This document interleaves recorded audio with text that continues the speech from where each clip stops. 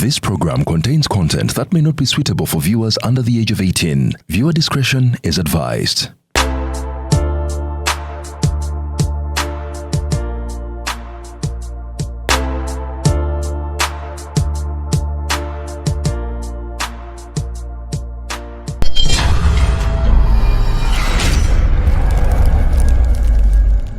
Hey, hi, this is Kasuku. Now, no bagiyita Mercedes Benz tugimanyiddeko comfort. Naye ekyenjawulo ekiriwo aba Delta Cash balina gye bayise Express Car Logbook Loan. Buli kimu kikolamu express. Ojja wano n'oleeta logbook yo ne tuprocessinga national ID nayo ogireeterako ne bank statement ne tuprocessinga okuva ku miliyoni 2.5 paka ku miliyoni 3 ng'ogenda na mmotoka ovulumula logbook nayo ng'otwala ng'ate tutandika kulaba okola ki bagise Express Car Logbook Loan okuva mu Delta Cash. Buli kiseera nzija na birungi nkubuulidde tobeereeyo fees ziganye tobeereeyo ekyana kikulemye okyakaza nga Delta Cash weeri tulinaalya wano wabi kanfuga ngende mu benzi yange. Is ordering your stock from China, Turkey and Dubai stressing you so much? Is it taking you months and months for you to get your stock? Just 1, 2, 3 and trade like a boss you are. 1. Talk to Iran Global Logistics on 0740 152 331. 2. Let us know whether it's sourcing or sending money to a supplier that you would want.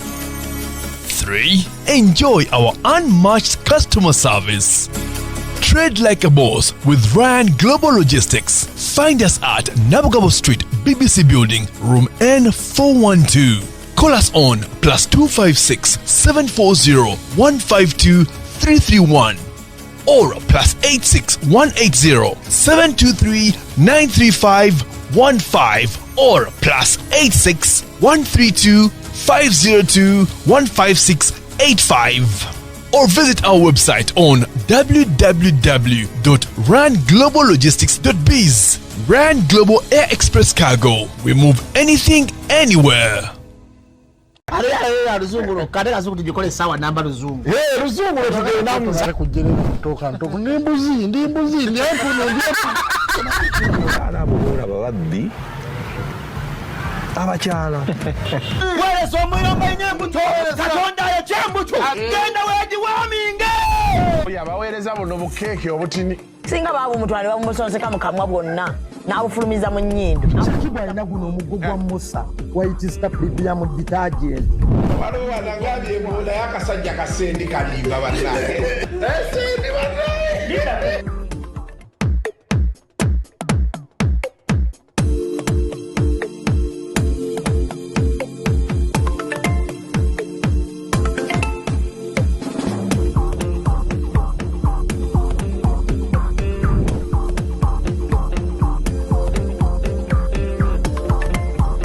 Olimba wakiririmba bulungi oleme kulimba in such a way ng'olyoza nti abaana Uganda bonna basulu.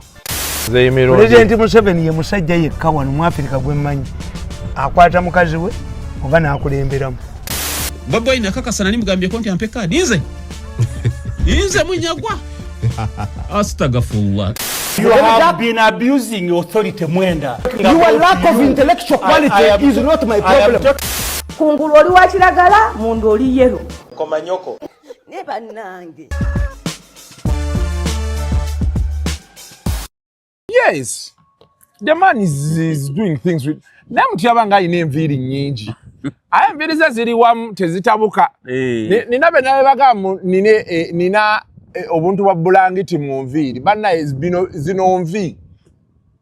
nvi zezaze nera kuba oli wabirabire wala alabanga gwalinamu omuddo naye nga zino nvi ndoozi obulaba olaba enkusoose ofuna envi si stress ewaffe side ya taata wange bonna balina envi olowooza ku ssente si ssente zaagala kwettira ebirowoozo byange tebiri nnyo by the way njagala ssente naye ebirowoozo byange tebiri nnyo ku ssente omanyi waliwo wootuuka mu bulamu nga ye ssente ozaagala naye nga ky'olina ogamba kantangira ntandikira ku kino. Exactly. Kati awo wendi.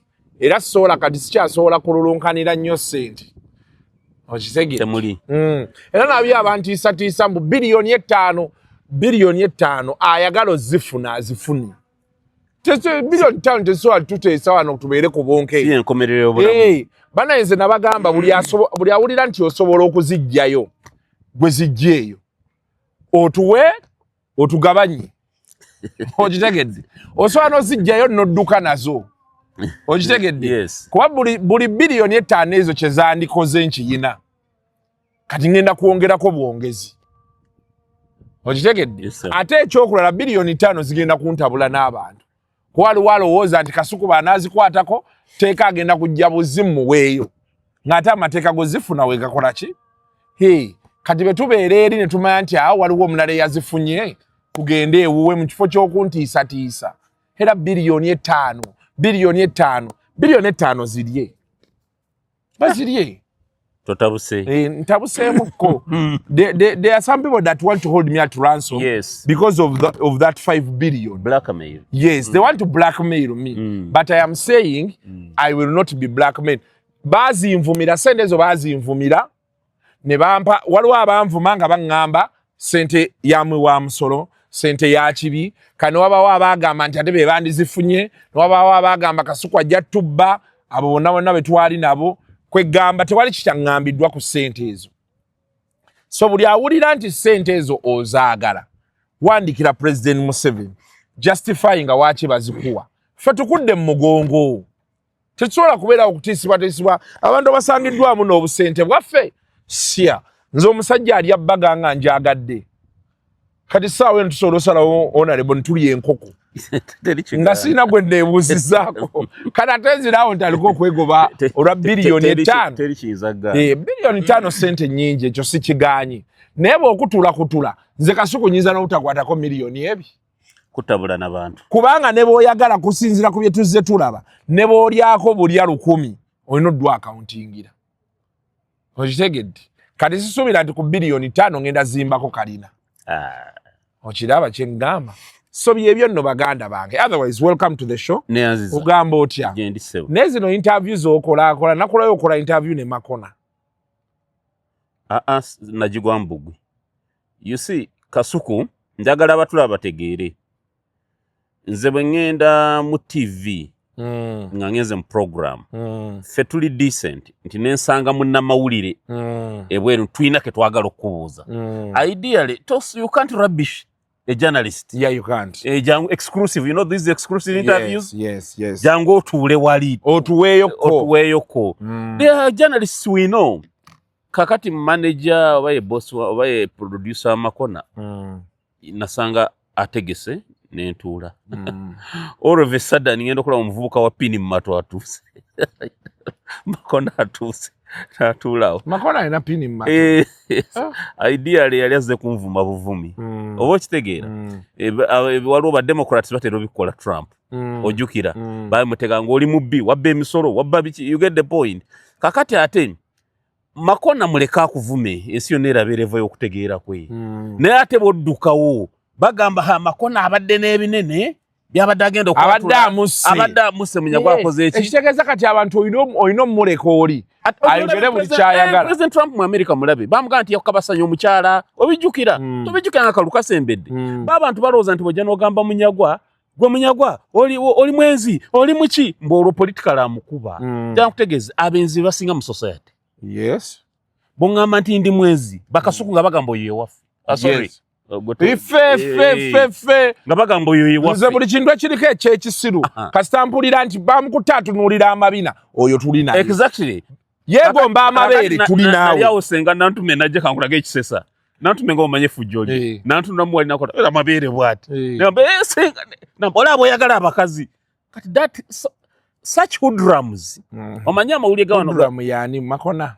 In this case. That boy is a hoodlum. A hoodlum. Yes. Nakulaba olwo bamugamba nti abanupu balyoka ne baagala okukuba ebinyi. Ojjukira ole mutuddemu. Yagenda mu kuziika. So waliwo tulina bannamawulire agamba nti njagala nfulumya eggulire likwate ensi yonna nti whom should I scandalize? Munyagwa. Kakati nze tufe tu respect na bannamawulire.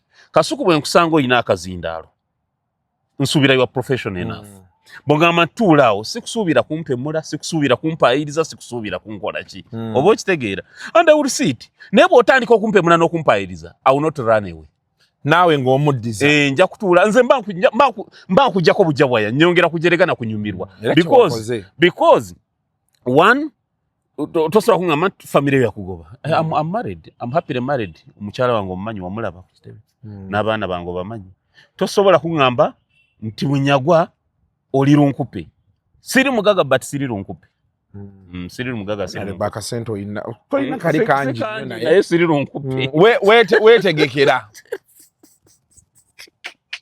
siri lunkupe that's why owulira abantu banteeka ebintu oyagala bwa minisita no siri muhare yakusaba mulimo ate nkulayirira waliwo omunene mu gavumenti y'NRM alina ekigambo kyange mu kutu mbusaagala bwa minisita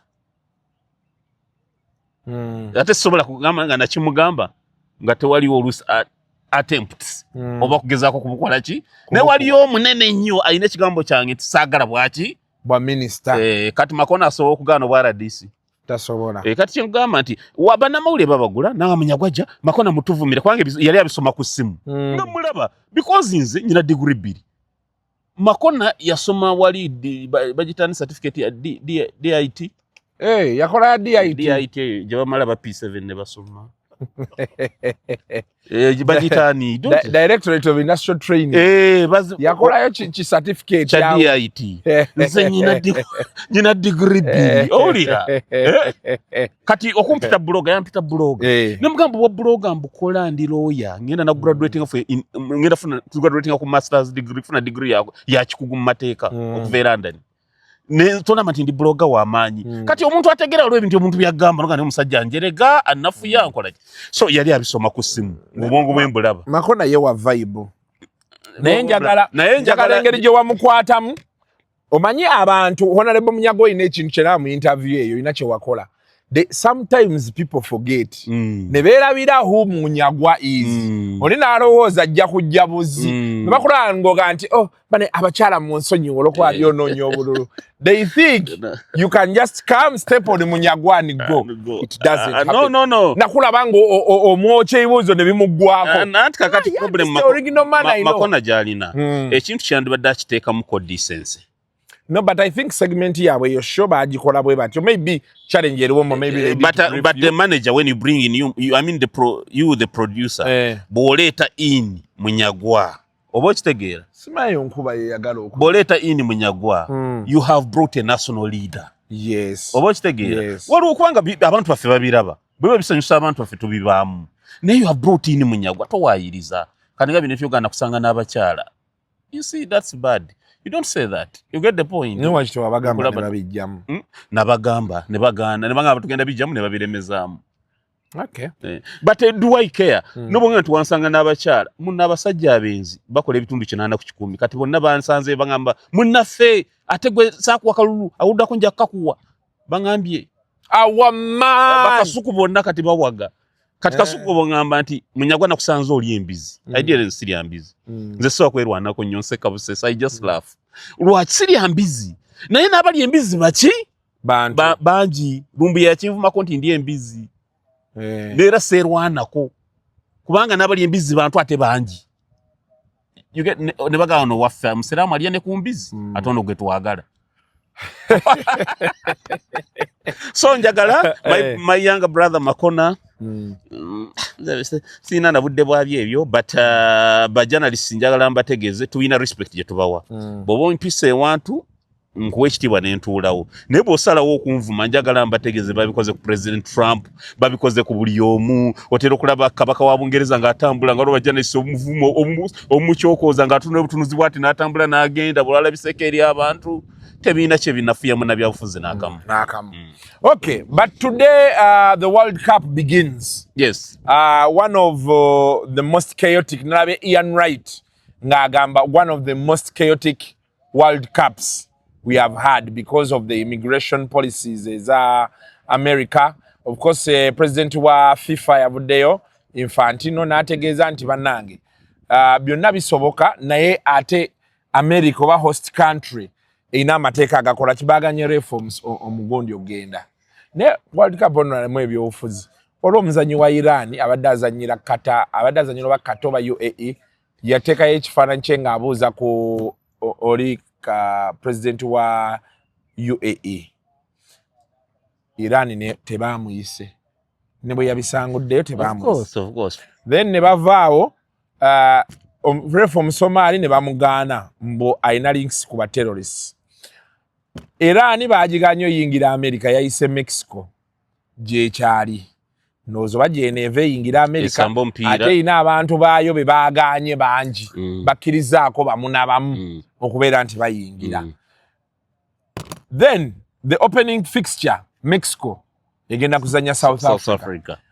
abafirika bangi naddala bava mu western nange bagamba bagenda kuwagira Mexico tebagenda kuwagira South Africa nange ndi ku Mexico ekiro kya leero so let us talk the World Cup ekisooka abatulaba njagala mbategeeza politics overrides everything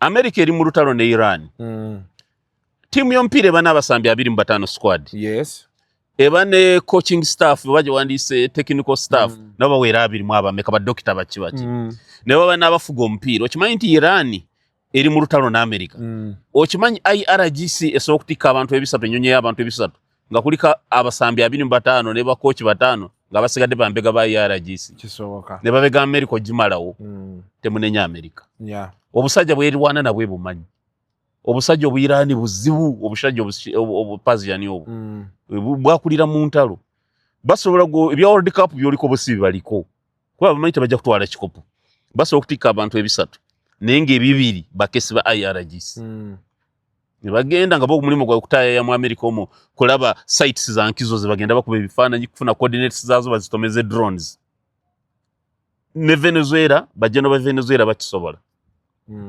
nabe Iraq America ina balabe bangi you understand so America wadde yandiagadde spirit y'omupiira ne tesobola ku compromising ku national security yes nze Kasuku nagenda ko mu America emirundi ena mwezi gumu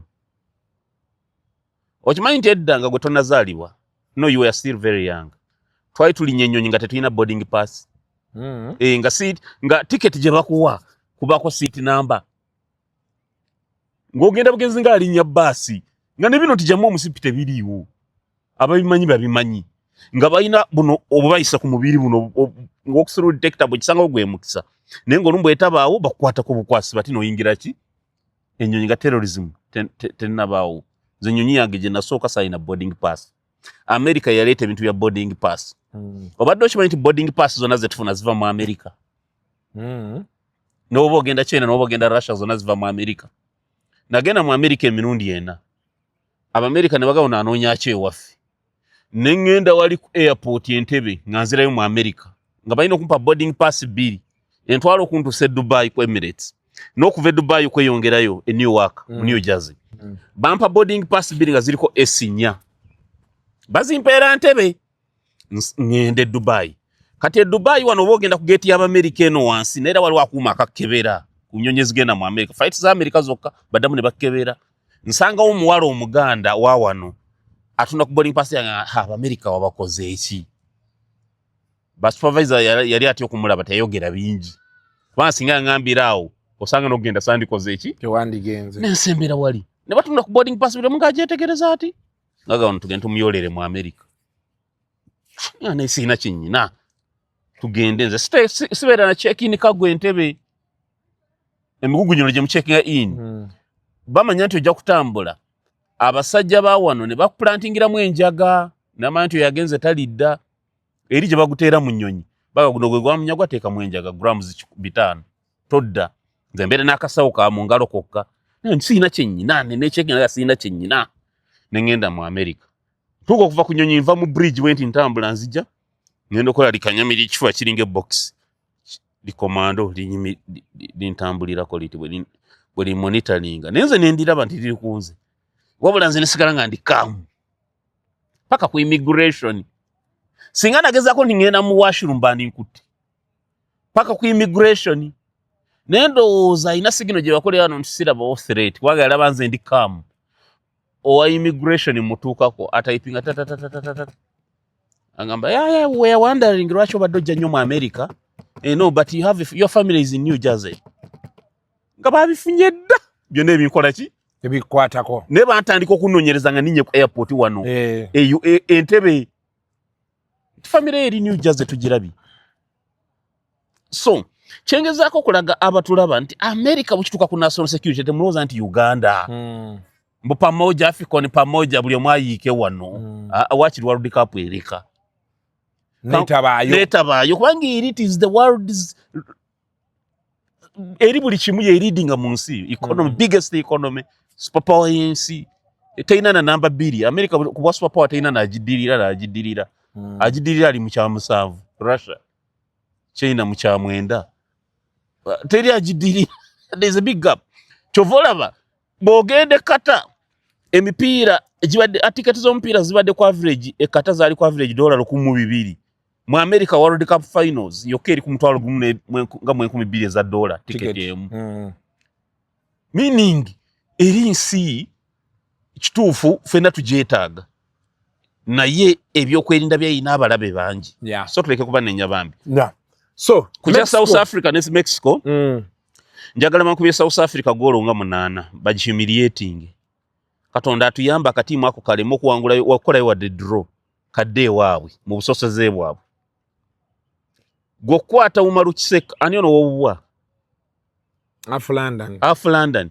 Gokwata abasawo bafa abaganda abali South Africa. Okwata amajambi ya mbateme. Nenga mwe bakiraya anti baabwe. Gola tekikola. Kasuku otyo kuvuma ba. Ani atyo muvuma. Ati jogenda Half London nenjogera obusawo obuganda nenkulaba nga wesise. Ate nga nesikira ntama. Why you coward? Ani honorable Munyagwa. Because I've not said yes does not mean that okay. I'm feared. Ene mbadde nsaga Half London I'm sorry mbadde nkusagira ko busagizi. Nene okukyengeza kulaga nti bana Uganda aba Nigeria, aba Ghana, aba kibali eyo South Africa bambi nabo beyi. Ngabaddugavu abala. Nalabye ne Prime Minister for wanagamba nti I think Rakoya Dagamba Foreign Affairs tenabera constituted. So she was saying she's going to take it up on herself knows abagenda kuchimayo ku bana Uganda. Baba leto wana bakole ki? Majority of them, half of them are criminals. Abamu badduka wano lwabizibu, abamu ba fugitives. Some of them they are legitimate political fugitives. Abamu obalete wano bakime kibo mulese kumutta. Kati Half London yayinza okudda wano. Ku bantu bavumye agamba kanga ngumire jambia y'omuzulu sina kyakola. That's a chirungi. Ekyo kya buntu bulamu okuzza abantu wano. You understand? Ate beetaaga buyambi. Okay, bakomyewo abaagala. Anyway, tugentula. Abasobola. Tutandise okulandaga. South Africa in a nutshell yeetaaga bagikube. Njagala amawanga abiri bagakube. Limu lya amaanyi, limu linafu. Morocco ne South Africa. Morocco yayogera statement gyesiri kisonyiwa. Bossi bafirika. Nze Kasuku omuntu aboola omuntu omuddugavu saagala. Nze Kasuku guiding factor mu bulamu bwange oyina kuba muddugavu munnange tekisogera ddala kubanga ekyo tetusobola kyeyambula gwe kimanyi sookera ku makyanga toli mu katuliki nale sola kera ku makyanga siri muddugavu tekisoboka. Okay, maybe if I bleach nga weeyerusiza we nano mbu n'ofuukira ddala omuzungu abantu beeyerusa n'ofuukira ddala omuzungu okakasa obimanyi kati n'ennyindo nga zino ezaffe neekyuka it cannot ozembya surgery na biki. Kasuku tukirize fe Katonda tuli baddugavu. Kyovola nze mpagira America, Canada. Ne timu za Africa mpagira Senegal ebate kitute Bufaransa ekitwale. Anze timu za Africa ngenda wagira South Africa. Kate kuki? South Africa is one of the best places I've gone to. Actually before bibiri byenyinza but number one ekifo ky'ensolo genda n'embeeramu. Cape Town. Santon, nali Santon yao ne Randburg eyo. I find their way of life very okay. They are more like us. Yes. Bachari mo communal bicheo baby tyo. Actually problem erimu kwa Zulu Natal. Nesa zedala wita Gauteng. Anti Gauteng ate yerimu zi Pretoria. Yes. Na kwa Zulu Natal erimu Durban. Yes, erimu Durban. Ite Queen municipality. Wali abazulu abali chaotic. Ne abalala bano chovola waliwo abagamba nti bannaife Cape Town Eastern Cape twesaleko tufuuke eggwanga ku lwaffe bana abasajja buliganizibwa attamye tebajja so but I think there are some mistakes ezakolebwa their forefathers bano bamandera bebava mu komera waliwo ebintu bye bataorganizinga. I think barashinga mu government of national unity tukolere wamu because well bayagala okuteeka away embeera abantu bano ndooza ne batabategeka bulungi omala South Africa balinga bazungu indigenous English people yes nabo tebakola kati ne bano omanyi South Africa so osanga akayumba nga kaagala nakugwa munda ng'omuntu alinamu 75 inch TV nga alinamu zino fridge zidabo nadade Soweto mu ghetto zaabwe baakola enguudo si byakubuuka bubuusi myala abasajja obasanga misana babeera ne kibbiya nagendako eyo mu Soweto waliwo kyali wange yalina mukwano gwe yajjako ne wano ng'akola ku South African Airways ndoza nga tennavaawo kati bwe yajja wano mu governor ntumubeeramu tumuguliddawo ebyokulya kati bwe yawulira nti ndi eri nampita Kaizer Chiefs yali obeezannya oba ttiimu ki n'agamba tetujja kufuna tiketi naye mujje tugendeyo mu ghetto zaabwe gye yali abeera ebyo nno byonna we nabirabira ate bo bakyabeera maama abeerawo taata n'abeerawo mukamwana n'abeerawo bakyaliivinga wamu naye twagenda ku bbaala buli we baabagamba nga this my friend from Uganda ne bakuwa kikaring black label ecupa kinene bekibbiya bagita karing black label kinene bekiti nakeyo njeni bayina ku side wali wabeerawo bano abookya obunyama busalako sala wano nanywa bibbiya omanyi nanywa bicupa bina bagenda okunzijawo nga ndaba haafu benti naye ng'essanyu lye bahina batulabyeko abantu beno gayi yanzunza Soweto omwo n'antwala ndabe ku maama we ku taata we ono ali wali bw'abagamba this man is abalaga YouTube bantu balungi problem eri mu bazulu bano bazulu balina problem balina that sense of entitlement. So for me one of the places I've gone to that I've really loved is South Africa and it has really hosted so many Ugandans so I will be supporting South Africa today. Neze sigenda jiwagira those xenophobic acts zaabwe ozireka kale awo nga tuvuddewo tubadde twogera ku kantu abantu akantu batandise okukajjamu bangi ate nsaba neetondere baneetondera bali baga president obeera otya ku YouTube TikTok mamu buntu you a blogger muneetondere kwa mwenambala bannabyabufuzi mu buyingidde mainstream media ba journalists mwenambala mutandise okutandika obuntu. The other time I saw Prince ani ono gumwatumbiza wamu is that Ndausi Prince Ndausi omulangira Ndausi nga naye aguddewo akantu nabalabye yes which is okay akantu yakatandise and please atakirize anyway kambitemeteme mu bwangu bitegerekeka njagala gwali mu dduuka ali olabe mwine simu mmeka mu dduuka aliyamu musanga mwine simu 8 mu dduuka nenga temuli mu TV mu kibuga Kampala edduuka limulimu esimu 8 ne temuli mu TV osanga family mungeri esimu 4 tata ina mama ina n'abaana abakulu ababiri bakola ki bayina ekiro tekuleka inda bisere bya TV batudde mu ddiiro buli omu ali ku kantu omuntu yenna nga mukulembeze atategeere nti waliwo kye tuyita digital migration nti waliwo ekyabaawo abantu asimanyi binyonyola tandikira omuntu yenna atategeere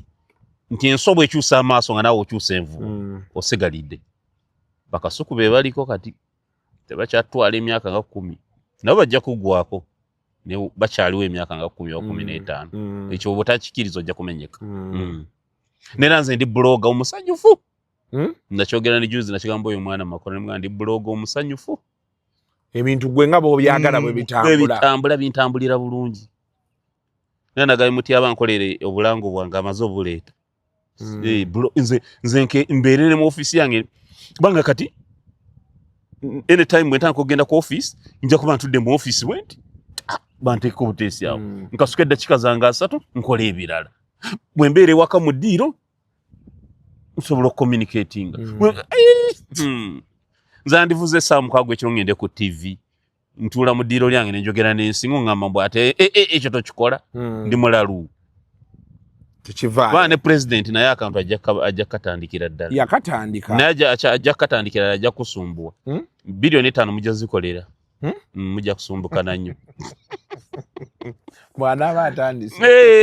Bilioni 5 z'omujja zisasula. Oloza mbuya kubawa za bwerere. Oloza mbuya bawa za bwerere. President ajja kubasindikira nga vani buli dakiika. Nja mujje n'ekisozi n'okumpubwa mu. Tutulemu. Neze president nja kukola president ne interview ne President Museveni. Na tetwogera nnyo bino bi hardcore politics. Atunyumizeemu ye. Kiba historic. Kasuku at any time wabao president yomu gwanga. Out of the so many millions of people. Gobo mwagira bato mwagira naye aba president ki? Kati gwe munamawulire nawe okumanya nakola amawulire ku level yonna. Kujja bite president. Ne mu interview binga. Amawulire goda nagakola nenga malayo. Naye baganda bangira mbakubira omulanga bwoba osobodde ddala balina okulinnya. Then abalala content tetulina kolono yomu. Oba kitegedde. There are so many bits of content zetusobola okukola. Abantu bangi mbagamba wali abaana nga bo bafunye mu byakulunda na kulima. Akasiriye, tunuli akasiriye. Wano omwana mwita akasiriye gotera kubeera naye. Yes. Oyo ali brain enyo oyo muvubuka omuto. Ye ali mu tourism. Yes. Ate kigenda kukwata ekintu ki? Yeah. Wakati yakoze company. Yes. Ya tours and travel. Yes. Gina kwera mu bya tourism. Kati bana abagatangako kati ate ye kyasobola okwongerako bano bafunye batwala eri era batuuka eri ku muliro ng'akola ya akantu kenga akakola banyumya bali mu kidepo ne banyumyamu awo ebintu nga bwe bitambula kino akasire daffe tugenda kutandika okumukubiranga wowe ina ne family nga nawe mugenda kulambula nga akasire sokojje genda ku action force butereevu yes jangu be mutuuka eyo nga munyumyamu ng'ateekawo akantu kati omwana kasiri ate aleese ekikye ye obuzibu bwe tulina buli bumu nti buli omu ayagala kukola biiti eno. This abantu bagala kukola interviews, bagala kukola entertainment, okitegedde. People kati oyitasobola kugamba nti kankole documentary. Tinze ekyange kaki waliwo oli omwami yali atandise ekyo ekintu kya documentary Serwanja. Yes. Serwanja yali akola ku Next Media. Yes, yali akola Solomon Serwanja. Nga yakola ebyo bya documentaries, investigative. Naye kyatambula kyakitambuza. Yes. Nozo kiraba. So I think there's so many branches that we can all explore, but omuntu tobeereeyo nalaba ne gundi naye akatandise bwana Semuju ng'ate yakatandise bamuggyako interview. Semuju yakatandise Honorable Namboze yakatandika. Yes. Honorable Semuju yakatandise. Ani omulala gwe nalabye yakatandise. Lord Mayor yali yatandika loli. Lord Mayor nalinda banga atandise naddamu nasika ebigere. Dr. Besigye mu COVID yakakola naddamu nakayimiriza. Those are ebizibu bino. Yes, and akantu kali okay. I'm okay with it. And I think maybe abantu abagamba nti ate mwe temuli serious. Ate mwe mwogera bitakwatagana gwe focusinga ku biri serious. Exactly. Kuba ebintu gye biri bingi. Biri serious. Obuzibu bwe nina nze kwa Honorable Munyaga obuzibu bwe nina n'abantu. Odeja naga Kasuku oyogera bya kisiru. No mugamba nti ebyamagezi go wakitobi. No katogo olaba nga nyambadde t-shirt. Abali serious abambadde amasuuti amatayi. Bwe kasitooke beranga Munyagwa ali mu t-shirt no nyali mu tayi. Mbutere. Owulirize ebiri serious. Because there are a variety of options. Of options. Na ate osigala weesibye ku Munyagwa. Gwolowooza nti ali kazannyirizi. Ate bwondaba buli beenayogedde. Olaba bi commentingako. Baga goli kazanyikirizi twakoowa. Ate lwaki ondaba? Please don't watch. Now, awo nga tuvuddewo. But welcome Omulangira Ndawusi. Bana channel ye eri Omulangira Ndawusi live. Ndawusi with NDAWUSI. Agenda kuchaza. Mugamba nchaza. Agenda kuchaza. Naye ye akolera wali yakoze ne studio. Njagendawo. Aina kamera nnya. Njagendawo. Njagendawo. Ndawusi nkufuniddeyo kirayandi. Njagendawo. Kale awo nga tuvuddewo nudes zifuluma ennaku zino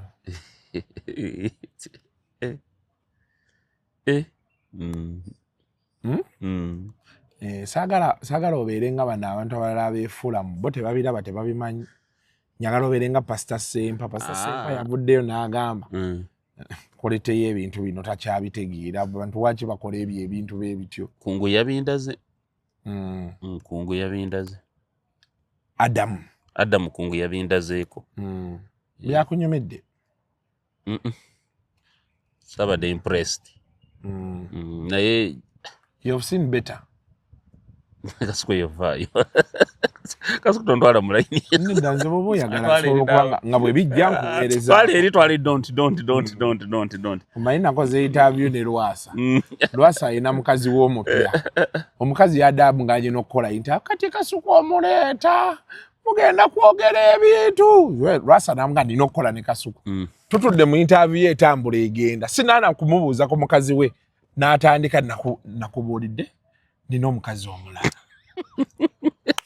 Kati mukulu Lwasa gwe osindikira n'ebyo. Actually nekkunga okubindaga kambeere clear naye yadde munyiivu. Ngagamba ensi eragawa. Nahona lebolaba nera kungu yandazeeko 2 mwaka nguze tondaga. Nganyigira shi. Ngade munyiivu ku. Tomusuulira tawulo. Abaana ebyo baagala. Kasuku. Kale kungu yabadde munyiivu. Kungu Adamu. Yabadde munyiivu. Enewe yabindaze. Nembiraba nenga. Ne Kasuku kankunnyonnyole. Bana abawala basaaga n'ensi bana. Basaaga. Mbabuli abasaaga. Ogenda kulwana ne nudes ez'emyaka 3 nga teziva ku gundiyo. Ngoli ne bwateekamu erinnya lyo bwati. Kankuwedde accident mujja kufumbiza ne bawala bamwe babalangire. Nga bwanyigana n'omusajja ga obwenzi bwa maama wo. Mwabawala mbabuulira mukomye okweyambula ne mweteeka ku mitimbagano. Tebigenda kuvaako. Nkubuulira Kasuku. Mbo wakola you only live once. Up to now ne boteeka mu ebya desire luzinda n'obinoonya obulungi oddamu n'obifuna. Waliyo n'ebya Kim Kardashian, Jennifer Lopez, gundi Rihanna. Naye nga teri kirese buzibu ng'abawala abasala boda waliwo eggwanga ly'omuliraano abawala gye bava. Majority y'abawala bakola effujjo eri wano. Tisiba na Uganda. Na Uganda. Kati eno wiiki tubadde twalina mu Shani Lips.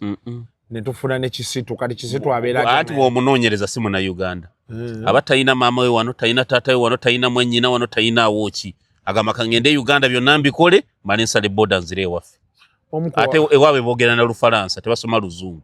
Oli omu yagambye. Stop sharing those things. Those ones are old. That is not what I look like right now. How can you say that? Kifo ky'okugamba nti okwegaana news ye yagambye enkadde. Ate poliisi n'etabakwata. Minister wa ethics General Tumukunde. How can you let that one happen? Tumukunde wa gondi. Gender, sorry. Ani wa ethics and integrity. Anabo banji bazibu. Simumanyi. Taliyo. Abapoliisi bamujjawo. Wali naawe. Wali naye amanyi essanyu abapoliisi lye baba nalyo.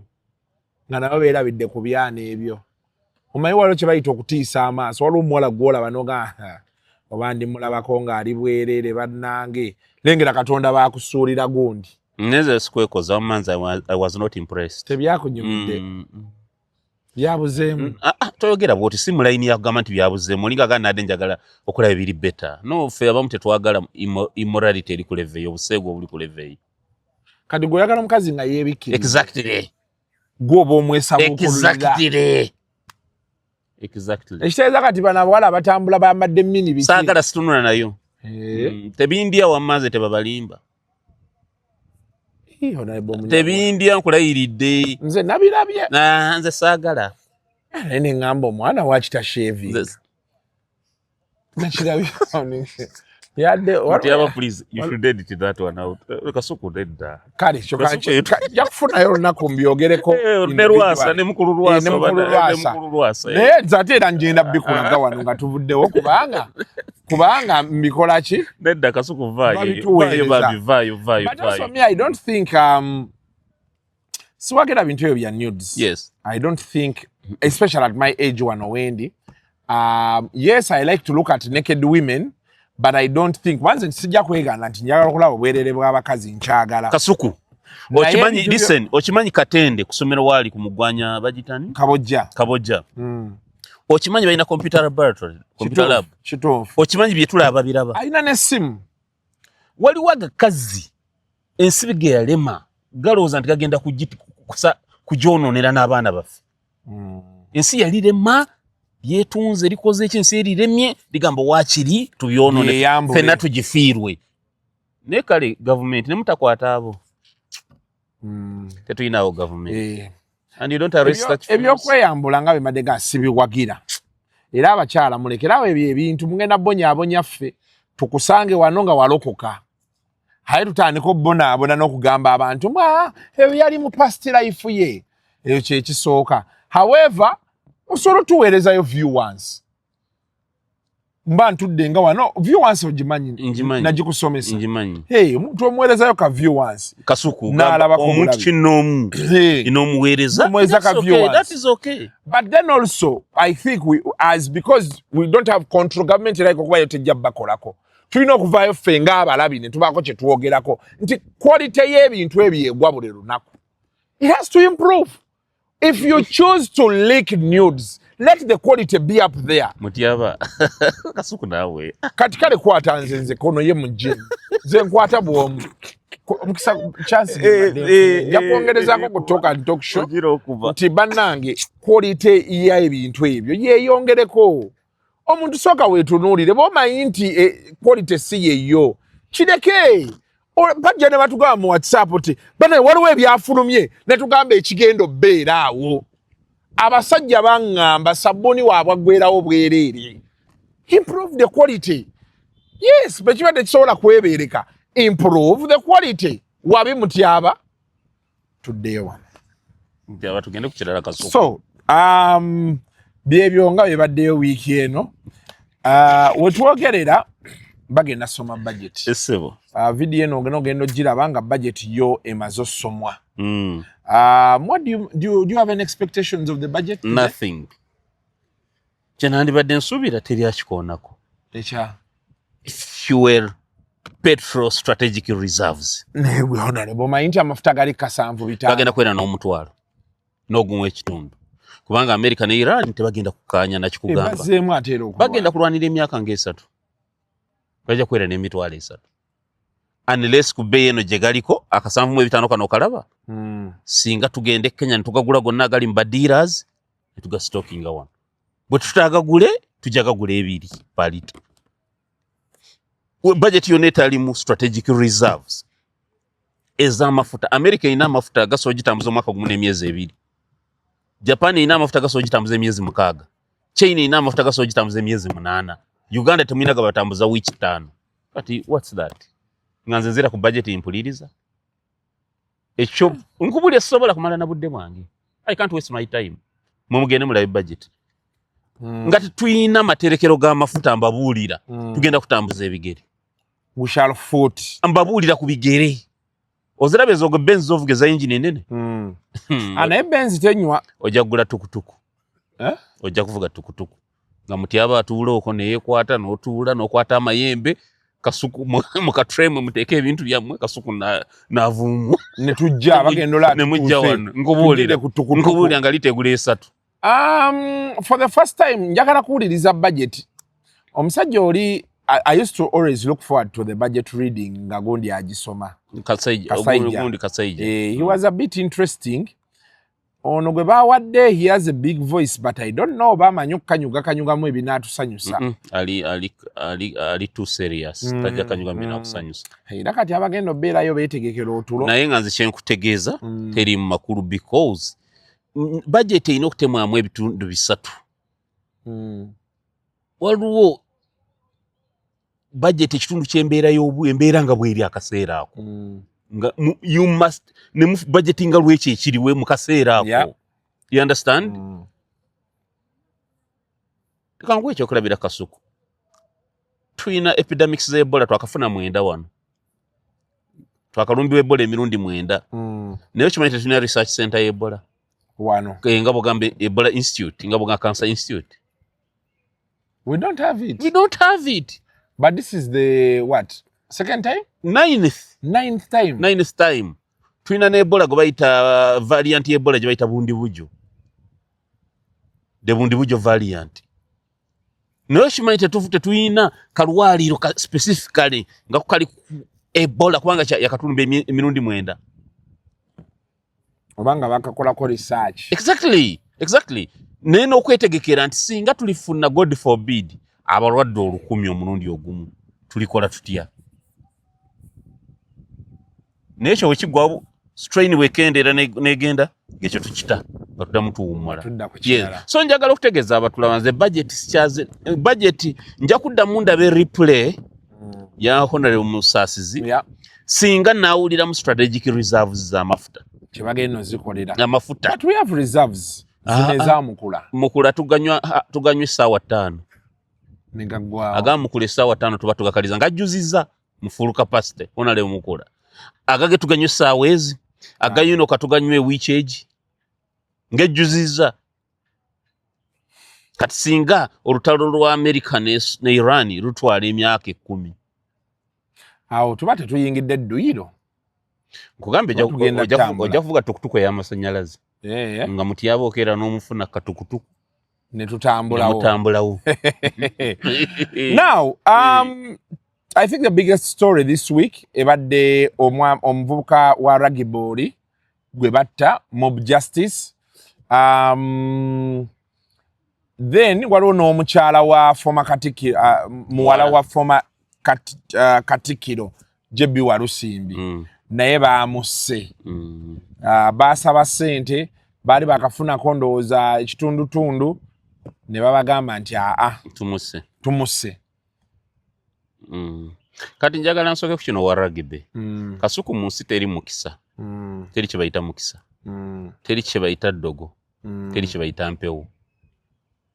Waliyo ebintu ebi busiru na bugezi. Katonda yatuwa obwongo. Obwongo osobola equipping. That's why we go to school. Ekyonsonga lwaki tufuna trainings n'ofuuka mugezi. Wabutaddemu ebitegeerekeka ebyekigezi. Osobola obuteekamu ebyekisiru n'ofuuka musiru. You understand? Teri mpewo nera teweerimbanga. Nodde wamwe ntugende tusamire ne bakojjaabo mugire muzimba obusiisira teri mpewo. Empewo z'abajjajjaabe zitasobola kusala ssubi ne zeezimbira kasiisira. Tezirina maanyi teziriwo. Okutulaga amaanyi tezijja kusiga okulula ebinene soke zimba akasiisira. Zeezimbire zikeere nga mwebase mukeere eri ebbali manju musange wa akasiisira. Anti wuliriza njogere. This is my opinion. Oh yes, your opinion. Gwe Kasuku gokeera ne muzimba akasiisira ne mutyaba. N'otuma mutyaba ko wino n'agula endeku. N'agula olubugo. N'agula amafumu mutyaba. Naliko n'omugenzi Katolo Bwama nagenda ewuwe mu campaign ku batukuba akalulu. Nasanga kumye ekyota awo. Nga ku kyoto wagabira ba campaign na sente. Na yina jjajjaawe baali bamuyitani. Mbugo yali akumira ekyoto oyo. Mbu buli sente gyagabira omuntu waawo. Obwongo bw'omuntu bukyuka oyo omuntu wakumuwa akalulu. Ku kyoto awo nti buli gwatuuza ku kyoto taddayo nga kyekimu. Bamweyana ne bajja batukuba akalulu nakomonga ekyoto yakizikiza. Munyagwa nagobye bamweyana wano. Gamba tabangawo. Enkuba badde yonna nasa. Tabangawo bamweyana. He was my friend. He was my friend. Twagera ebintu bingi. Kasuku amafumu n'embugo ze mugula nandeku. Goze guli noteekawo notandika togamba jjajja mbasaba baliwa boguzemo wino. Jjajjawo yafata guze gaali akwetrera. So you see teri mukisa, teri mpewo, teri ddogo. Ensi ffe tujje teera mu bye twagadde. Wa boda ine emyaka 45. Ovudde wo ogenze kunoonya sente z'abaana bokulya. Gwe kikugira mu muto kusanga bayimiridde awo. Waliwo gwe bakola naawe n'okwata ekiti omukube ku mutwe ogwasi. Kati bakusiba emyaka 5 kugamba nze bannannyina ekisiraani. Ekintu ekyo bambi nange saakyagala. Okimanyi oyo mwana gwe battira mu mob justice, omusajja gwe battira mu mob justice nga tetunnatuuka ku kyamuttisa. Agenda kusibisa abantu nga 10. Bakakwata oba nga 9. Ate okimanyi gwe banasiba emyaka 5 bajja musiba emyaka 2. Actually, there were calls for a public trial. No, they were going to try them. Whether public or not, they will be tried. Ate bajja basiba ebbanga ddene. Yeah. Omubayiza n'omusiba 5 yalina ekiti ekinene. Naye kati obuzibu obuliwo kati nga bakusiba wabadde oyitawo. Exactly. Tomanyi muntu kye yakoze. Tomanyi kye yakoze. Tabbye ggwe. Okutta ekiti ekisinga obunene. Okuba bukubi. Omusajja mmaze omukwata mumutadde ne wansi omulala takyalina maanyi. Gwoleeta ekiti omwongera. Toyina amuna bwongo bugamba katuyite akasawo kale waba atutta akasawo. Kamukubisa ku mutwe kumutta. Nga tetunatuuka ku nsonga ya musiza. Kakati kati abo be bajja kugamba aba boda nti banaye tuyina ebizibu waliwo nandoga alabika magezi go matono kuba kati ate balina ekintu kye bakola oli ayitawo tamanyi na kiriwo n'oyimirira n'akwata wansi kasita asangawo boda 5 nga nayimirira kakati kankubula ekyabaddewo boda zirimu ebintu bingi wano mu kibuga mulimu abakozi b'emirimu abatuyamba mulimu abatemu mulimu ababbi kati Kasuku baleese enkola bw'opakinga siga God forbid saga kugerezaako but omuntu yenna n'apakinga benzi yenyirira wali nga baagala kugibba kati ababoda bajja bakugobera balina abakyala kati bw'opakinga emmotoka n'obanga asala ekkubo bakufunira awatali nnyo mu kibuga mu makkati ebbalibbali bw'opakinga emmotoka n'obanga asala ekkubo ono omukyala kyakola kukubira nduulu banayo yanzibye omusajja anzibye ng'oli mu mmotoka ng'ogitadde wali gye baagala okubba otambula nti otambula osale omusajja wuyanzibye kati bakye bakola gwe bakube bakuttire wali bo batwale emmotoka neera eri kyekyakutte ekitya okukuba omusajja kyadde kibbi kya mmotoka neera poliisi etuyamba efuna omukyala yagambye nti bamubyeko akasawo kati kyesaategedde story yabadde ki waliwo ababbi akasawo mbona omukyala nabeera mistake ne badduka enaalowooza mbu yono nga takakutte bwe yakabbye akamize kubanga ogambye akasawo kange wuno akabbye naye takayina yazo no bag point ogitegeera bulungi yabadde bakiyita kubisa so either bamanya nti onayina emmotoka oba mulimu ssente tebakyatuyana naawe nti mutunuzeemu emundu mobu yekwettira bo ne batwala ekyabo eno mobu ebekkuba nga bo batutte ekyabo kakati omukyala yenyini adda ku mmotoka kuli okusumulula bwewe ebisumuzo oba bibudde mu kavuyo nga batandika kumenya nti ate emmotoka bamugimenya ate ebisumuzo by'omukyala bibidde mu kasawo point onagitegeera neera bagimenya bulungi ne bavaawo bulungi ne bagenda mobu yekumaliriza tebakyatawaana naawe ekyo ekisajja kye bakutte ne bannakyo badde babbi n'omukyala oli yes kati bwe kye bakola olugambo oyo mubbi nga mobu ekumaliriza nga bo bagenda babba ebibyo byolese wali justice madde enduddo gira banasaba gira badda bajja kubatta kati nooza muze gwakomyewo wali bennalabye wali ewa ensambya abaana baboda era nga bakola ekyo ng'ekyo kyoyogera abaana baboda amaze mbalabula abantu bagenda kubatta jasanga omuntu ayine mundu abatte kubanga omuntu amanyi mugenda kumutta mujja kulabayo cases ezo ng'omuntu akubye baboda abiri kambe kangende okufa kangende mpoze yes so bajja kubatta ekyo temugira bagenda kubasiba bagenda kubatta nzo wa boda nawo ndikuwadde amagezi oba onoonya okuvudde ewuwo ng'ozze kunoonyeza abaana bo kyakulya sigala obwongo obusigaze ku kyakuleesi ate ne baganda baffe ababoda bakendeeze obusungu n'okweyiwa obweyi babuyina kwani nze waliwo wano nali wano Mengo wano bobo ova wano nga ku Ndejje University waliwo awo ng'oyambuka najja nankulubula Kasuku na ye kye yali agamba mbu saasudde indicator Kasuku nze mpole embuuzo oli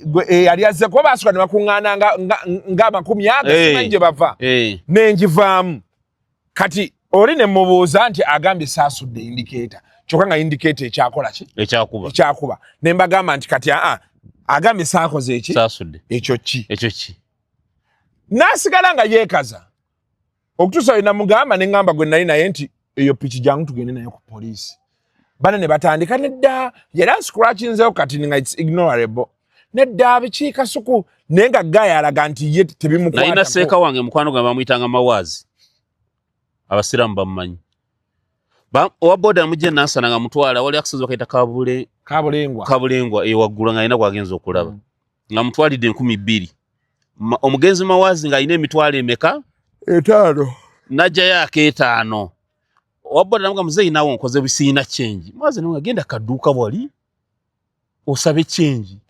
okomewo kale jacket 5 bino omukyala yabitubulyo wedduuka yali awulira waboda na yefulafula ali kusibu naye nga alinda babeyo waboda akola ki balaba abakola ki we yalaba bannenga basatu yakuba endulu yava kaduuka n'akommonte munyambe omusajja wuno ayagala kunzibako pikipiki yange ne bakuba Mawaazi ne bamwokya omukyala yali ayagala kuyamba omusajja naye nga atya baali baweze balinga 15 ne battaseeka Mawaazi ababaana ba boda now tugende ku mukyala oli So njangamaliza abantu ba boda abamu tubagala majority of muli bantu balungi abasinga muli bantu balungi naye ababa boda benyi bali mu boda nze banyingira abebijambiye wange bamaloba kwata 9 of them ya boda riders nga bazivugira ali kunira office e Rubaga bobu crime ye nali mo kutambula speed ali mu boda mugenda kutte ekintu kyamwe mugenda kutuka time nga temukyalina sympathizer temukyalina abakwatirwa kisa yes nga terina abawolereza kusigala kukyakulese muve kuba abantu omuntu baba mukute muleke police ababa mukute kasita bamunywezeza mwete muli police boda si police you are not abamu mwe mwali ba crime preventers ba General Kayihura nete tubetaga services za mwete tuzeta yes ekyo kanchimale lero naze kuyomba buyombi kati oli omukyala nakyo muziki sichoge bino bengenda kwogera sibyogera ku mugenzi mbyogera mu general ng'omukulembeze ku research gwenkoze omanyi nzai try to find out tulina abavubuka Kasuku mu kibuga bayita ba smart wire nyaka ja mutyabo oyo avubuka abo baba batukula nnyo baba ne saati nga zitukula zibakwata kuno bezi obunyama ne buzimba wano abana akalawo mu motoka baba natero kuvaamu nafu ekikalo nakinyiga abana akalawo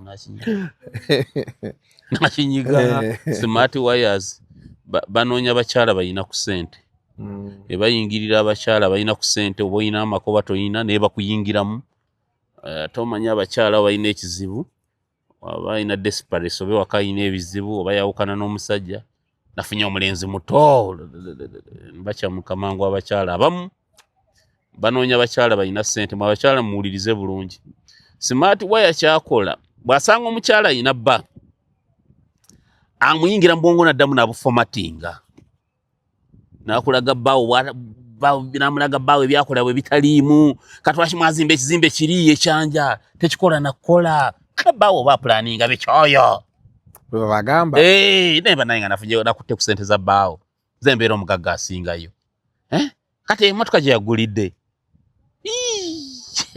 naye abasajja abakadde ezo bakyazivuga you understand smart wire gira ku kigere smart wire bwamaliriza natandika okusomba omukyala sente mpaayo okolayo bwobwe bali buli lwoliraba omukyala nga atandise ebintu byokukuta mu byensimbi mbwe nagulayo akapuloti kange wali nagulayo akapuloti kange manya omukyala oyo waliwo omusajja amulimu amuformatinga mulina omusajja ayina gwe weka mwina abaana aba babiri oba bana ate zino transactions ebbali zaki nga gwoza omusajja zakola zo za lwatu kati bwe babakola batanko bagamba najja tyoliwa waliwo no kapuloti ka layisi wandikatadde mu sente owulira kati ye bw'oleeta miliyoni ana ng'azibba abiri ng'azibba katayimu etuuka smart wire ebibuuzo nebimu ansa nga takola ki tayina oluusi akubbidde emyaka ng'emeka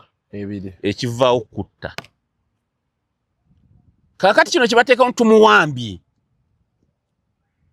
tumuwambye muweereze sente bwezi siza beetaaga baba bateekawo kisitole kikavalinga obutaba suspectinga motive ekyuke kumbe oli smart wire abeera ye yapanga ekintu kubanga bamanyi nti oyinza okuba ovudde n'ewaka ng'osiibudde ngenda kulaba gundi yanyaga sente zange kati bo bateekawo kifuuke kuwamba oba point ogitegeera oba oyina gwewagambyeko ngenda kulaba mutyaba bagamba ate yadde ageze kulaba mutyaba mukubo ne bamukola ki ne bamuwamba omukyalo ono ayafudde noonyereza bulungi teri agamba twamulabye nga bamuwamba ideale Kasuku nga waliwo abantu temusobola kuwamba mukyala nga muli abantu babiri mwe kati musobola ne muwamba n'emmundu leera gafuluma nti waliwo omukyala gwe batutte n'emmundu wali you understand teri yalabye mukyala oyo nga bamuwamba bwe nalabye NTV nadde neetegeeza bafamily omukyala oyo bansonyiwe chairman w'erosi wano yetaaga kuyita poliisi emusamoninge awandike statement yagambye nti mbadde ndaba nnyo omukyala oyo mbadde ntera okulaba omukyala oyo n'omuvubuka oyo alabika abadde muganzi we babadde atera omuleeta wawaka statement eyo oyina wagirabidde meaning kisoboka nti wabaddewo intimacy nga babadde basooka kubeera kukolagana mu ngeri emu ey'ekintu ekikulu. Opoint ogitegeera bulungi. Bwebaawo nga kyaliwo sigamba nti kyaliwo naye bwe kiba nga kyaliwo omusajja ono yasooka kubba mukyalo oyo ssente nnyingi. Naye eno yadde bagiyita discharge, ba smart wire bagiyita discharge. Buli lw'olisanga omuvubuka ku Mande saa 9 ogw'emisana ng'atukula nnyo nga talina dduka mu abakyala dduka. Lwaki gw'otukulaga abalala basibye banoonya ssente otukula otya? Saa 9 yenna ali bati. Kasuku smart wire mubi. Tomanyi ffe abasajja be wakati wane stress. Onoonya fees, onoonya bino. Okitegeera. Ne smart wire aba atukula nga akuba gym buli lunaku. Obunyama babusibye yenna saa 9 atukula atya ina ne kasikafu mbulago awunya ne perfume esingayo. N'amutwala mukyala we yennyini yagula ekyennyanja ne bakimusosolera. Nga mukyala omulungi gagwe teyesosolera ekyennyanja leka naawe. Kozi bamanyira bebbaawo atalina laavu. N'amuwa ebyo ebigambo byonna. Nasolanga bwamuliisa ati. Kyala nagaba naye nafuna John namala. Namala. Kumba agudde mu ambush eya smart wire enzibu. Waliwo omukyala yali ku Nabugabaawo. Yayagala omuvubuka yali abeera ku dduuka lyabwe nebba. Ne bawukana nebba. N'agenda n'omuvubuka oyo. Omuvubuka omu yatema omukyala oyo n'amutta. Yatta omukyala oyo. Omuvubuka oyo yali luzira. Please abakyala abakulu. Abakyala balina kimwekole. Don't leave your home okutambula nga tolina muntu akuwerekedde. Where are you going? Why don't you have somebody to accompany you? 2, why should you create friendship?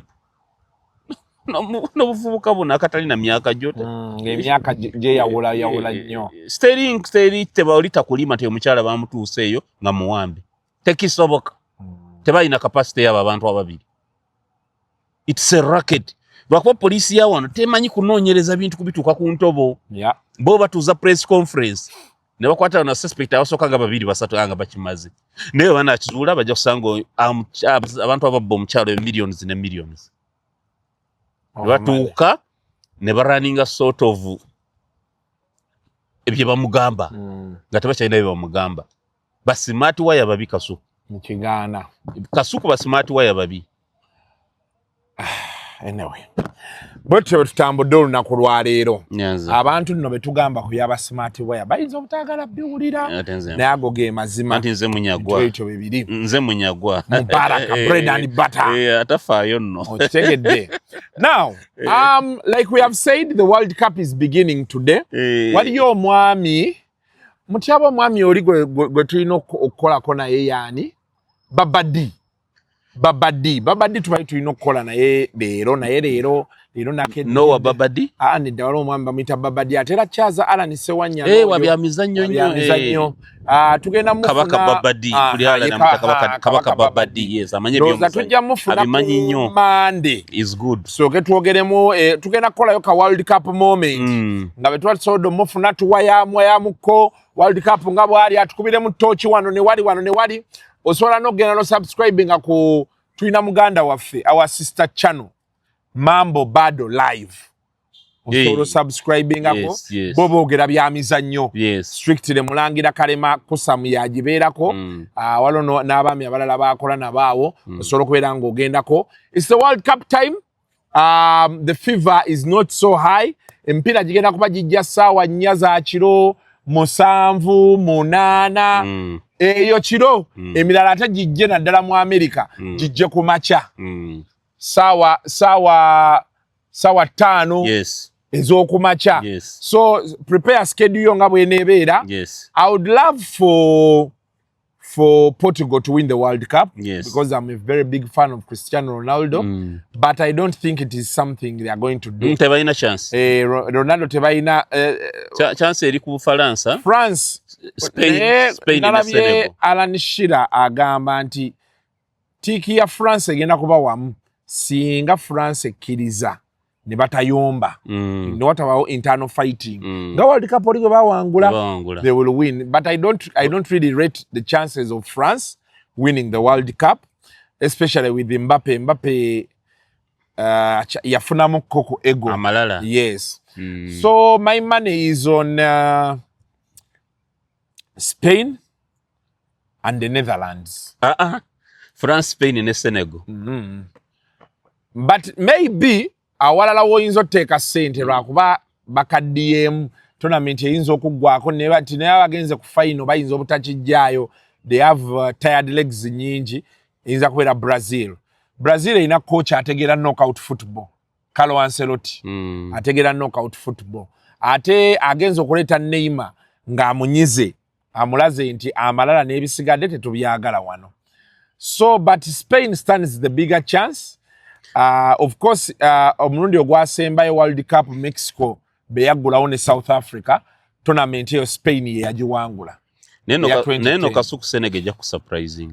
Senegal terina gyegenda laga. Kalale timu gyeyinza okugamba awo eyinza kubeera maybe Ivory Coast. Senegal kaluba abaana bayo bato. Ne Morocco nabo abaana bato abaana bayo. I don't think mu Africa note South Africa ina quality ennungi naye nabo balinga France batuuka ne bazannya ogw'abagagga olusi bamanyi okuyomba. Ogeza comparing South Africa ku Morocco ne Senegal. South Africa egenda kuba Mexico leero. Tesobola. Nkikubuliridde wa. Sure? South Africa egenda kuba Mexico. Sayina chance. Gwe linda olabe. Are you sure? I'm telling you. Era mu tiimu za Africa eyinza ova mu kibinja South Africa ejjava mu kibinja. Senegal egenda kuvaamu. So ne Morocco ne Egypt zigenda kuvaamu. Na Ivory Coast zijja kuvaamu. Egypt nedda. Era nakwala obusisisi obwo obwazze sima Komoro sima yani bulyo sima Papau bulyo mu tude FIFA knows ayagadde bagaba kisibagi. But you know they are celebrating 100 years of FIFA, so yeah, it is understandable. But yes, you can just tell us who you think will win the World Cup for you. Ate tulabe ensonga ezo. Mu maaso awo tujja kuba tubabuulirawo tujja olabiranga omupiira ng'osobola okujja. Njagala funa venue nga classroom erina obuugi. What's that? Porridge. Yes. Waliwo ekifo kita classroom, it's a bar. Ekyanjaawo osobola okujja n'osaba obuugi, n'osaba amata. Then that's good. Yes. Na ojontwalewo. Nja kwogeramuko nabo. Ojondagiriro ngendengawo. Tukoleyo lise. Bwana nataka kukulaga ombulire. Nyanti njagala kulaba that viewers party. Yes. Tubeere nga nsobola okugamba nti leero ndiwone Honorable Munyagwa. Yes. Mujje tutule naddala America lwenezannya. America. Tutulawo bakwe flaska y'obuugi. Tule flaska yange y'obuugi. Oyiweyo. Ate America nayo yateredde n'esamba. I'm telling you esamba. Tena mpira gwezanyira coach waabwe bagenda mugoba World Cup olugwa bagenda mugoba. Omulimu ayinza okujja n'akwata ogwa one of these Premier League teams zino ezigenze zivaavaawo kati ennaku zino. Ngonafuyiza. That Pochettino talina kyagenda kukola ku America. Ayinza ofuna omulimu ku Man U. America quality yaabwe mbi nnyo. Kirowooza nti banaava ne mu kibinja. Matches, but even football is not their thing. It's not. Simanyi na lwaki baba World Cup. But then also tubadde tugenda tetwogedde ku Iran ne gundi ne US ebazeemu nkwekuba. Naye Iran yo yeesiga ki? Bagundi aba Persian bali abashiya. Nakugamba bwe babaawo abantu abalina obukkirizo obwaddala mu sects z'obusiraamu bashiya. Buubi ensi tebaagala mmanyi. Kyova olaba wottidde munne kamanda bwamulonda namugamba gwegidda wali tafaayo wadda wennyini kyokka ng'oli afudde. Nakugamba Kasuku abasajja balina ejjeri abantu miliyoni 1. Amerika tesobola lisobola. Mitima migumu nnyo abasajja abo. Tebatya, they're going to wreak havoc. Nkubuulira Amerika erina okukkiriza bate baleke bagenda kutubonya. But Trump keeps saying they are about to reach an agreement, but defeated. Nakugamba the differences between both of them ziri deep and wide. Tosobola gamba nti abashiya basigale nga bakola nuclear ku mitima gye bakulaze. Kubanga nange sikiwagira ndi bafune nuclear warhead gwokiwagira ku busungu bakulaze n'obumalirivu ezo Israeli bajazimalawo agimalawo akasuka nuclear warheads biri abayisraeli abo ne mbasiibula ng'abagadde waabo. That's number 1. Number 2, tosobola gamba the Strait of Hormuz nti bagisoloze. Kubanga wayitawo ne cable za internet ezisinga ziyitaawo eziva mu Europe.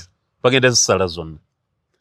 Ekyokusatu, the same shares balina frozen assets eziri mu billions ezisoba ne 2.5 era baali bagambye bazibaddize anti ozibaddize bakole ki nga bashakola ballistic missiles ze bagazi malensi yonna naye ono gundi waabwe gwe baalonda yatola ye nga talabikangako anti kakati ensobi yakolebwa balonda mu yeekera taata we yali munaddiini ono yatola yarwana mu lutalo lw'e Iraq nga alina emyaka 17 ono mu kitaba Khomeini bajjana ba IRGC gye bagende bona balina emyaka bali myaka 6 benkanankana bona bajja mu gw'ekinaana mu lutalo lw'e Iraq ensanvu mu gw'ekinaana bona bayingira nga ba youth kakati ensobi ya Amerika gye yakola yatta omusajja omukulu yali atya Katonda yali sikutya Katonda ensigo ekubye nereeta omuvubuka headliner ow'amalala omusirikale kati jukira ate being nti yali wadde ni wembiri za taata we zonna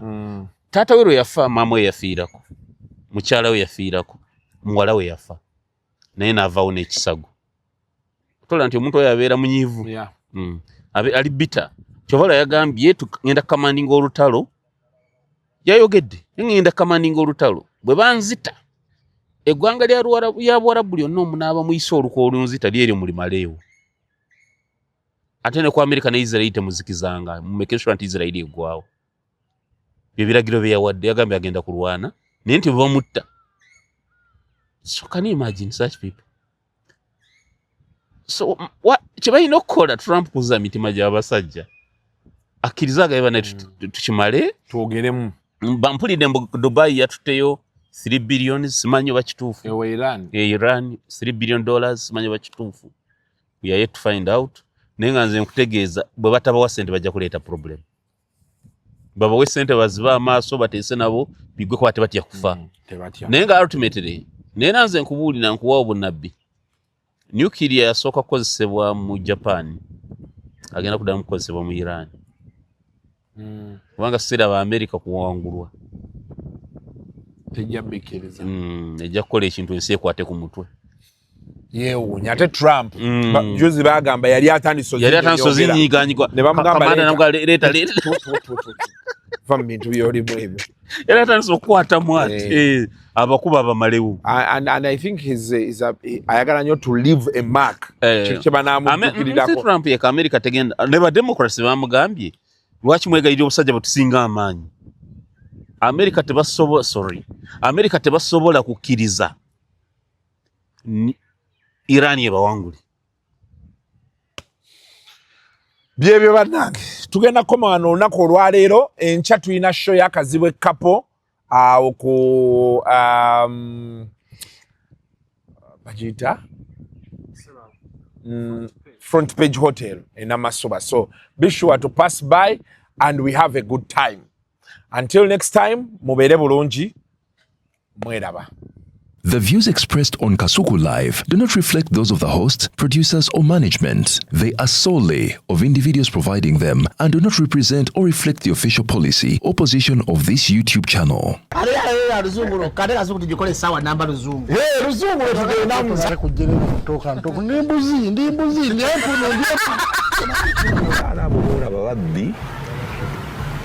Abakyala wale somuyomba inyembuto katonda ya chembuto genda wedi waminge yabaweereza buno bukeeke obutini singa babu mutwale bamusonseka mukamwa bwonna n'abufulumiza mu nnyindo akibwa alina guno omuggo gwa Musa wayitista premium detergent waliwo banagambye ebola y'akasajja kasendi kalimba bannange esendi bannange.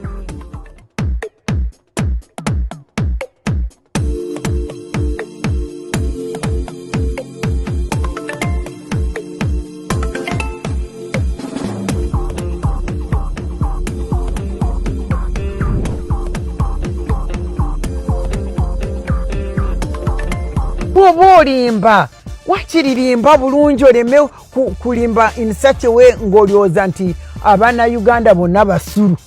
Pulezidenti Museveni ye musajja yekka wano mu Africa gwe mmanyi akwata mukazi we oba n'akulemberamu. Baboyi nakakasa nani mugambyeko nti ampe kaadi nze munyagwa. Astagfirullah. You have been abusing authority, Mwenda. Your lack of intellectual quality is not my problem. Kungulu oli wa kiragala, mundu oli yero. Komanyoko. Ne bannange.